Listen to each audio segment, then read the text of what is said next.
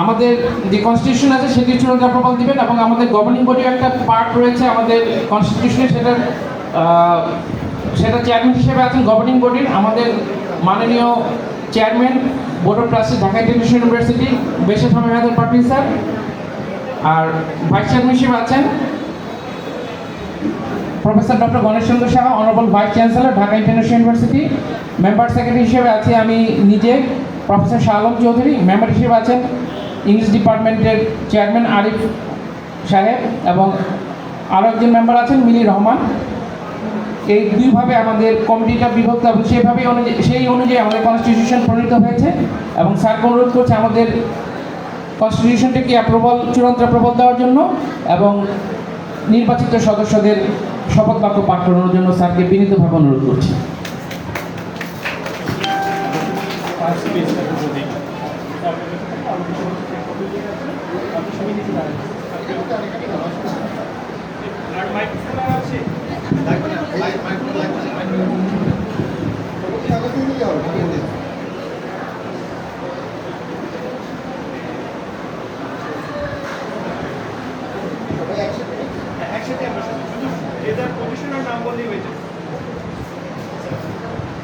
Okay, নাম বলেন আপনাদের। Do solemnly swear that I will faithfully execute the responsibilities of the position of the English Alumni Association of Dhaka International University. I pledge to uphold the values, vision and mission of our association, fostering a strong bond among alumni, students and faculty. I will work with integrity, dedication and transparency to promote academic excellence, professional growth and community engagement. I vow to serve with fairness, inclusivity and respect, ensuring that our association remains a source of inspiration and support for all its members. With honor and commitment, I accept this responsibility and pledge to uphold the dignity of our institution and its alumni. So help me. Allah God. Thank you. ধন্যবাদ সবাইকে, ধন্যবাদ। আমি বক্তব্য শেষ করে দেবো।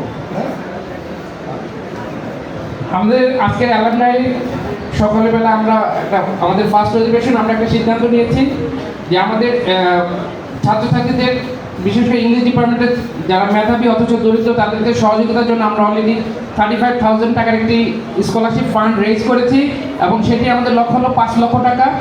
আমরা সেটা সংগ্রহ করে আমরা একটা স্থায়ী ব্যাংক অ্যাকাউন্ট করে সেখান থেকে আমরা প্রতি বছর ইংলিশে যে সর্বোচ্চ জিপিএ পাবেন সেখানে আমরা আমাদের প্রাণপ্রিয় প্রতিষ্ঠাতা এই বিশ্ববিদ্যালয়ের প্রফেসর ডক্টর ABM মফিজ ইসলাম মেমোরিয়াল স্কলারশিপ আমরা প্রদান করব ইনশাআল্লাহ। এবং এই বছরে আমরা ইংলিশ অ্যালামনাই অ্যাসোসিয়েশন থেকে একটি জব ফেয়ারের অ্যারেঞ্জ করব এবং ডিপার্টমেন্ট বিশেষ করে এই বিশ্ববিদ্যালয়ের উন্নয়নে আমরা সবাই সংঘবদ্ধভাবে কাজ করবো এই বিষয়ে আমরা শপথ নিয়েছি। সবাইকে ধন্যবাদ এবং স্যার আমাদেরকে শপথভাবে এই প্রোগ্রামটি অনুষ্ঠানের জন্য সহায়তা করেছেন এবং ভবিষ্যতেও স্যারের সহযোগিতা আমরা কামনা করছি। Thank you.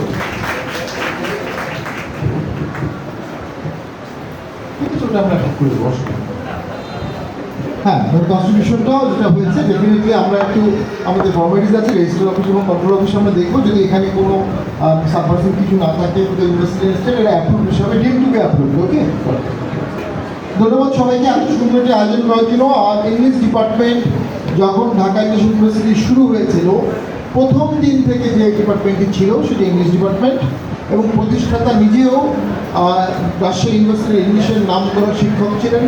রাজশাহী ইউনিভার্সিটি থেকে ইংলিশে অনার্স করেছেন, মাস্টার্স করেছেন এবং ইংলিশ লিটারেচারের প্রতি তার নিজস্ব প্যাশন ছিল। উনি একসময় 94, 95, 96 নিজেও ইংলিশ ডিপার্টমেন্টে পড়াতেন এখানে। তো আমি আজকে অত্যন্ত আনন্দিত যে একটি চমৎকার গণতান্ত্রিকভাবে আলোচনার মাধ্যমে সুন্দর একটি কমিটি হলো এবং আমি বিশেষ করে শালমজি হিন্দু সাহেব এবং তার সাথে যারা ছিলেন তাদেরকে ধন্যবাদ জানাচ্ছি। স্বল্প সময়ের মধ্যে তারা একটা সুন্দর কমিটি করে এত চমৎকার একটি অনুষ্ঠান করেছে।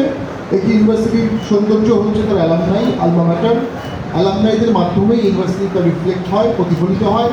অ্যালামনাইদের রেসপন্সিবিলিটি অনেক, তার মধ্যে একটা হচ্ছে ইউনিভার্সিটিকে ভালোবাসা।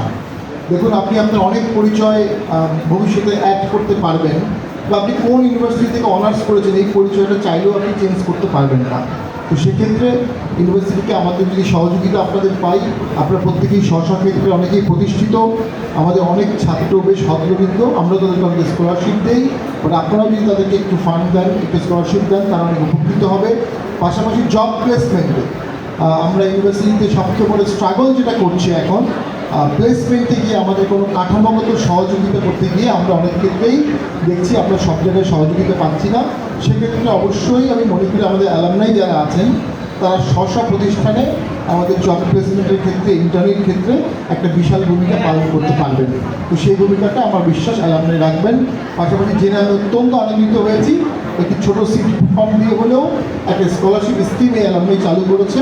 আমরাও সেখানে কন্ট্রিবিউট করব এবং আমরা অবশ্যই বছরে একটা উল্লেখযোগ্য পরিমাণ অ্যামাউন্ট আপনাদের মাধ্যমে, অ্যালামনাইয়ের মাধ্যমে আমাদের ছাত্রদেরকে বই কেনার জন্য অথবা কন্টিনজেন্সি ফান্ড হিসেবে আমরা দেবো। তো এই অ্যালামনাই উত্তরোত্তর অনেক ভালো করুক। ডিআইউতে যত অনুষ্ঠান হয় আমার ধারণা বাংলাদেশে আর কোনো প্রাইভেট ইউনিভার্সিটিতে এত অনুষ্ঠান হয় না। আমার ধারণা বছরে অন্তত 100 অনুষ্ঠান আমাদের এখানে হচ্ছে। এখন ডিআইউতে ক্লাব, অ্যালামনাই মিলে প্রায় 30টি অর্গানাইজেশন, তারা প্রতিনিয়ত ক্রিয়াশীল আছে, তারা প্রতিনিয়ত অ্যাক্টিভ আছে, ভাইব্রেন্ট আছে, এবং আমাদের পুরনো স্টুডেন্টরা ফিরে আসছে, ক্যাম্পাসে আসছে। এবং আমাদের ভালো লাগে যে কথাটি এখানে একটা প্যারাডক্স আছে, যেমন এক্সিস্টিং ছাত্ররা ন্যাচারালি তারা অনেক অভিযোগ তোলে যে আমাদের এটা নেই সেটা নেই, আবার পুরনো ছাত্ররা এসে বলে স্যার আমরা যখন পড়েছি তখন এটা ছিল না, এখন আছে, আমাদের দেখে ভালো লাগছে। ফ্যাক্ট রিমেইন, ডিআইইউ প্রতিনিয়ত গ্রো হচ্ছে, প্রতিনিয়ত এখানে কিছু না কিছু অ্যাড হচ্ছে, কখনো অডিটোরিয়াম, কখনো মাঠ, কখনো নতুন ল্যাব, কখনো নতুন ডিপার্টমেন্ট।